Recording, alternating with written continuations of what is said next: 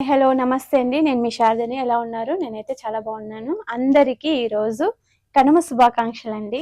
ఎలా జరుపుకుంటున్నారు సెలబ్రేషన్స్? ధూమ్‌ధామ్‌గా జరుగుతుంది కదా సంక్రాంతి అంటే. అసలు ఫస్ట్ రోజు అయితే మనము భోగి సెలబ్రేషన్ చేసుకున్నాం. రెండో రోజు సంక్రాంతి. ఈరోజు మూడో రోజు కనుమని సెలబ్రేషన్ చేసుకుంటాం. చాలా మంది కనుమ సెలబ్రేషన్ చేసుకుంటున్నారు కదండి. ఎలా సెలబ్రేషన్ చేసుకున్నారో నాకు కామెంట్ రూపంలో కింద తెలియచేయండి. నేనైతే కనుమను చాలా చాలా బాగా సెలబ్రేషన్ చేసుకుంటానండి. ఎందుకంటే అన్ని పిండి పదార్థాలను వండి అందరికీ మా కాలనీలో అందరికీ పంచుకుంటామండి. వాళ్ళు కూడా మాతోటి పంచుకుంటూ ఉంటారు. ఈ కనుమకు మనం ఎందుకండి ఎక్కువగా తైలము ఉపయోగిస్తూ ఉంటాము.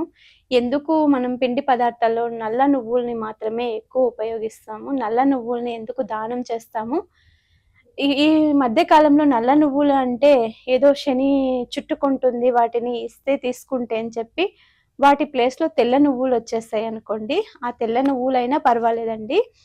ఈ కనుమ రోజు ఎవ్వరైనా సరే నువ్వులు ఇచ్చినా, తీసుకున్నా మనకి ఆ ప్రభావం ఏమీ ఉండదండి. ఇది ఒక సెలబ్రేషనే. ఎందుకంటే ఇంతకాలం మనము చలి బాగా పెరిగిపోయింది గదండీ!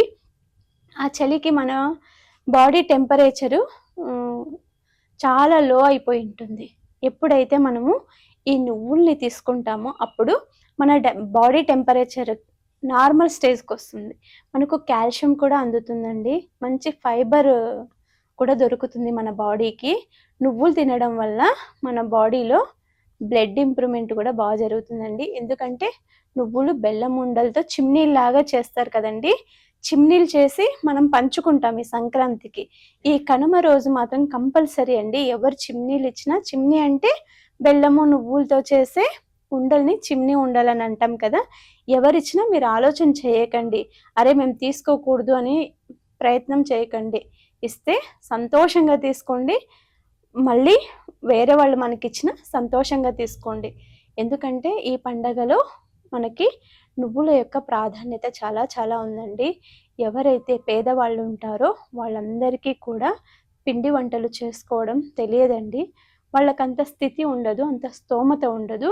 ఇప్పుడు మనలాంటి వాళ్ళకైతే అందరికీ పిండి వంటలు, రకరకాల వంటలు వండుకొని మన బంధువర్గాలకి, మన అయిన వాళ్ళకి, తెలిసిన వాళ్ళకి, ఇంటి పొరుగున్న వాళ్ళందరికీ మనము ఇచ్చుకుంటూ ఉంటామండి. మన ఇంటికొచ్చిన బిడ్డ అల్లుళ్ళకి కానియండి, కొడుకు కోడళ్ళకి కానియండి, మనము ఇచ్చి పంపిస్తూ ఉంటాము. వాళ్ళు ఒక 10 రోజులు తినేంత వండి పంపిస్తూ ఉంటాం. అదే పేదవాళ్ళకైతే పాపం అంతా వాళ్ళు బేర్ చేయలేరు కదండి. అన్నీ కొని తెచ్చుకోలేరు కదా.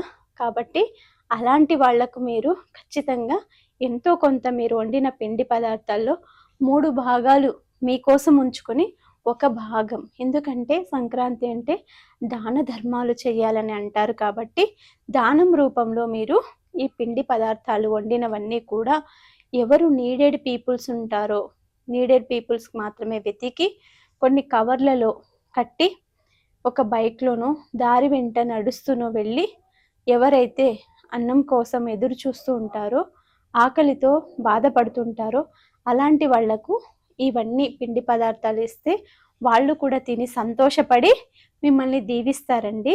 ఇంకా ఈ పండగ కనుమ రోజు మనము దానం ఎక్కువ చేయాలని అంటామండి.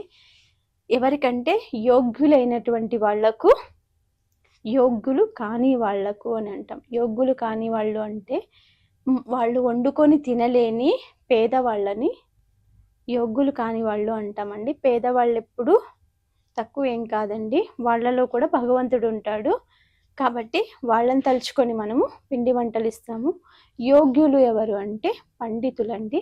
మనకంటే బాగా తెలిసిన వాళ్ళు పండితులు ఉంటారు కదా, వాళ్లకు మనము ఈరోజు ఇవి నువ్వుల్ని, నల్ల నువ్వుల్ని దానం చేసి, అది ఎలా అంటే అలా దానం చేయకూడదండి.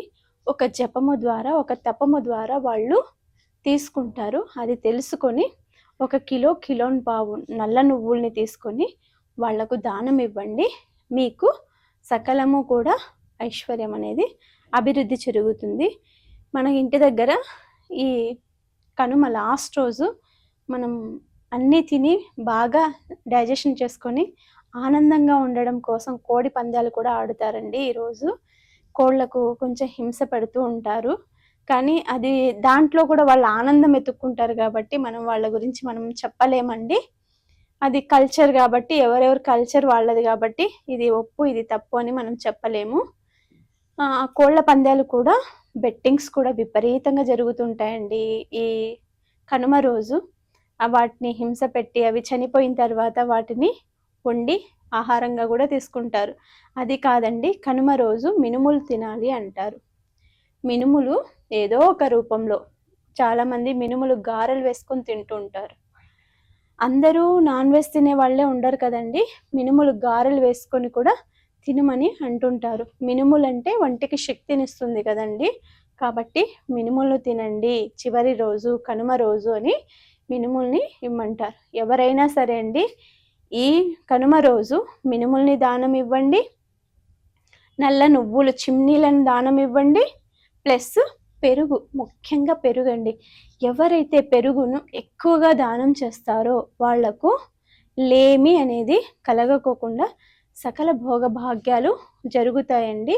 ఈ భోగభాగ్యాలన్నీ మీకు రావాలని, ఈ కనుమ అనేది మీ జీవితాల్లో వెలుగునివ్వాలని నేను కోరుకుంటున్నానండి.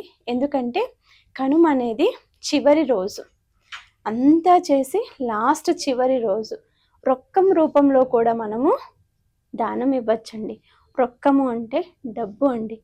లేని పిల్లలకి, లేని వాళ్లకు డబ్బు పరమైనటువంటి సహాయం కానీ, నూతన వస్త్రాలను తీసించడం వల్ల వాళ్ళ మొహంలో కనిపించే ఆనందాన్ని కానీ మనము చాలా హ్యాపీగా ఫీల్ అయ్యి అన్నీ మనమే కొంటాము, అన్నీ మనమే చూసుకుంటాం, కానీ లేని వాళ్ళ కోసం మనం ఆలోచన చేయం. కాబట్టి మనకు గొప్ప మనసు ఉంటుంది కాబట్టి ఈ పండక్కి వాళ్ళ కోసం కూడా ఆలోచన చేసి మన ఇంట్లో అమ్మవారికి కూడా ఒక వస్త్రాన్ని కొనాలండి.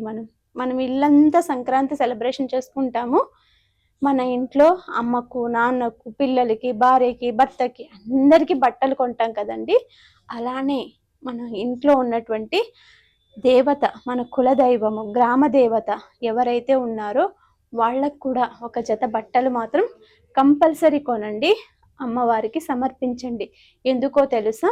అవి అమ్మ కట్టుకున్న తర్వాత ఆ గుడిలో పనులు చేసే పంతులు గారు తీసుకుంటారు. వాళ్ళ కుటుంబానికి కూడా మనము యోగ్యులు కదండి, వాళ్ళు అర్చన చేస్తూ పూజలు చేస్తూ మన గోత్రనామాలు చెప్తూ ప్రతిరోజు అర్చిస్తుంటారు. కాబట్టి మనకు కూడా పుణ్యం అనేది ప్రతిఫలం రూపంలో వస్తుంది. కాబట్టి వాళ్ళకు కూడా మీరు దానం ఇవ్వాలని ఈ కనుమని సెలబ్రేషన్ చేసుకుంటాం. Thank you.